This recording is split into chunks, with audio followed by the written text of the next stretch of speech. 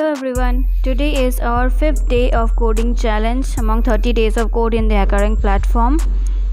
In this challenge, we are going to learn about the difference between classes and instances. This is the object-oriented concept. So what is a class? In C++, a class is a building block of the object-oriented programming. You can call it as a user-defined data type which holds its own data members and member functions which can be accessed and used by creating an instance of this class, of that class. Instance of that class means an object. When you create an object of that class, object is also known as the instance of the class. Okay, so let us take an example. You are right now watching YouTube, and YouTube has a couple of menus and properties in the sidebar, and also thousands and millions of videos. So now if you create a class called YouTube, and these are all these elements as I said, and now you call this function, and by creating an object of the class YouTube. So and you will get access to all the properties of the class YouTube. So I hope you are getting it. So here the task given us is write a person class with an instance variable age and a constructor that takes an integer initial age as a parameter. And one more thing, the object-oriented concept is limited to certain languages like C++, Java, Python, etc. But we will be coding here in C++. And so here in the task, the constructor, they have said that the constructor must assign initial age to age after confirming the argument passed as initial age is not negative. So first we have to check that the argument passed as initial age is not negative, and then if the condition is true, then we have to set age equals to initial age, and if the condition is false, then we have to set age equals to 0, and we have to print that age is not valid, setting age to 0. Okay, so let's do it first, and then we will check it out what they have told. Here inside the class person, they have created a constructor. They have created a constructor which is taking the initial age as a parameter, and then we'll write here if initial age greater than 0, then age equals to initial age, and else part, when initial age is not equals to 0, that is when initial age is negative, then we will set age equals to 0, and then cout age is not valid. Let's copy this and paste it here. And age is not valid, setting age to 0, enter. And then here in the task, they have said to complete the methods. And in year passes, in the method year pass, we have to increase the age instance variable by 1, and that means we have to increment the age variable by 1.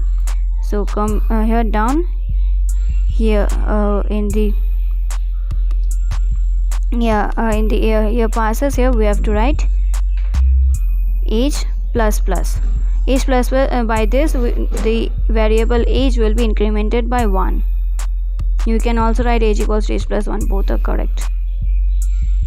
Here plus plus is the increment operator. And here they have also told to complete the am I old method, which would perform on the conditional actions. Conditional actions is the if else part, which we have completed in the previous video. I hope you have seen it. And then they have told us in the am I old method, if age is less than 13, then we have to print you are young. If age is greater than 13 and also age is less than 18, then we have to print you are a teenager. Otherwise we have to print you are old. Okay, so let's do it. Here in the am I old part, if age is less than 13, then we have to see out you are young. Then endl. In the else if, they have to say that if age is greater equals to 13 and ampersand, then age less than 18. Less than 18 or less or equals, let's check. Yeah, less than 18, and we have to print cout you are a teenager. Endl. I'm copying and pasting it this things which have to be printed because to avoid typing mistakes. There is typo mistakes sometimes happens and it prints wrong things. And then after that, in the else part, we have to print cout you are old. Then endl. And after that, so we are done. And then the main function, you can see that they have taken in t a variable t to as a test case from the user input, and then they have used a for loop, and the for loop goes from 0 to t, the number of test cases.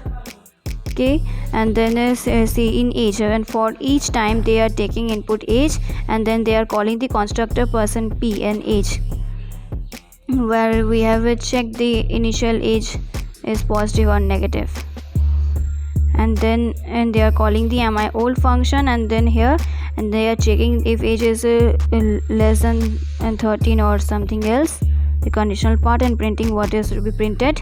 And then here for they have used another loop j for another for loop j, which will go from 0 to 3. It will run 3 times, and and in that loop they are calling year passes method. Year passes method an object p. The year passes method, the age is incremented by 1. That means for each time the j loop will run, age will be incremented by 1.